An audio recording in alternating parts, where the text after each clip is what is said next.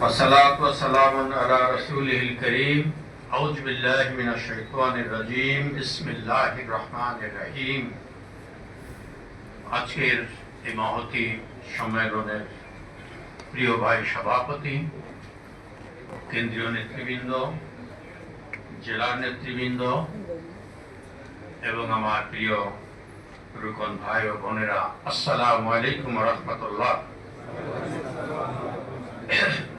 গত প্রায় 2 বছর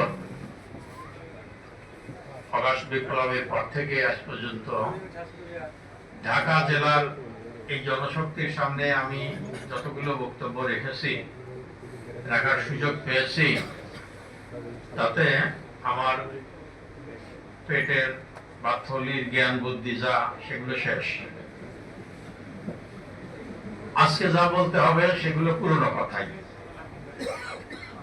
আর আল্লাহ রাব্বুল আলামিন কোরআন মজিদে একই কথা অনেকবার বলেছেন না?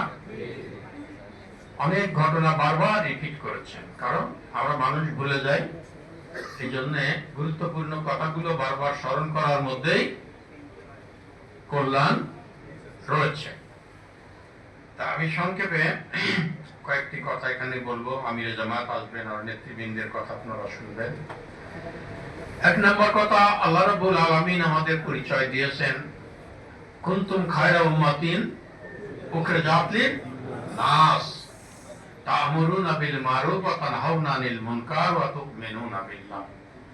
যে আল্লাহ রাব্বুল আলামিন আমাদেরকে বাছাই করেছেন খায়রা উম্মাতিন, মানুষের উম্মতের কল্যাণের জন্য। আর সেই কল্যাণ করতে গেলে সমাজে ন্যায়ের আদেশ আর অন্যায়ের নিষেধ চালু রাখতে হবে। যে সমাজে ন্যায়ের আদেশ এবং অন্যায়ের নিষেধ চালু থাকে না, সেই সমাজ থেকে আল্লাহ রাব্বুল আলামিনের রহমত তুলে নেওয়া হয় আর সেখানে আযাব স্বরূপ পাঠানো হয় নিজেদের মধ্যে দ্বন্দ্ব, কলহ, মারামারি আর নিকৃষ্ট লোকের শাসন। আজকে মুসলিম বিশ্বে কি আছে কি নাই? নিজেরা মারামারি করবে আর সমাজের নিকৃষ্ট লোকেরা শাসন ক্ষমতায় বসে তাদেরকে শায়েস্তা করবে। তাহলে জাতির মুক্তির পথ হচ্ছে ন্যায়ের আদেশ এবং অন্যায়ের নিষেধকে, এই কাজকে সমাজে গতিশীল করতে হবে, বেগবান করতে হবে। এই কাজ যারা করতে যাচ্ছে তারা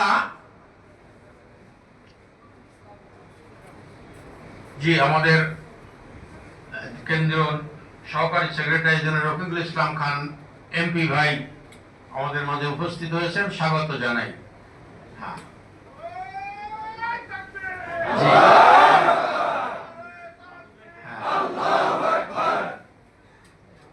একটু যদি আমার কথাটা শোনেন, কারণ আমার সময় তো রেশন করা, আপনারা অন্য দিক তাকায় থাকলে তো আমার হক নষ্ট হবে। হ্যাঁ, 2 মিনিট তো গেল। আচ্ছা, বলি আবার। তো ন্যায়ের আদেশ এবং অন্যায়ের নিষেধ কাজে যারা নিয়োজিত হয় তারাই হচ্ছে আল্লাহর সৈনিক। তাদের উপর পরীক্ষা আসে। পরীক্ষা আল্লাহ তাআলা বলছেন, আমি ভালো এবং মন্দ উভয় অবস্থার মধ্যে ফেলে পরীক্ষা করব।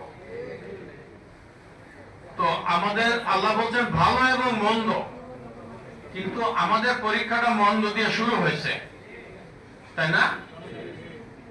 আপনাদের রাজনীতি সাংগঠনিক জীবনের এখানে হাত তুলে দেখা যাবে যে বেশিরভাগই জেল খাটা আছে। মামলা, মোকদ্দমা, হয়রানি, ঘর ছাড়া, ব্যবসা ছাড়া, চাকরি ছাড়া, ঠ্যাং ভাঙা, হাত কানা আছে না?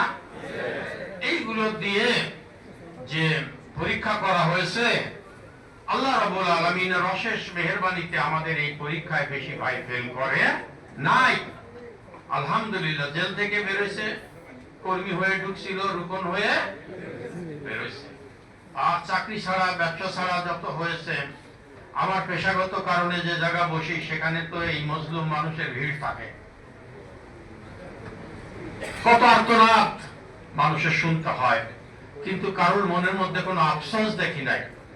সংগঠন থেকে পিছিয়ে যাওয়ারও কোনো নজির দেখি না। আলহামদুলিল্লাহ, লাখ শুকর আল্লাহর দরবারে।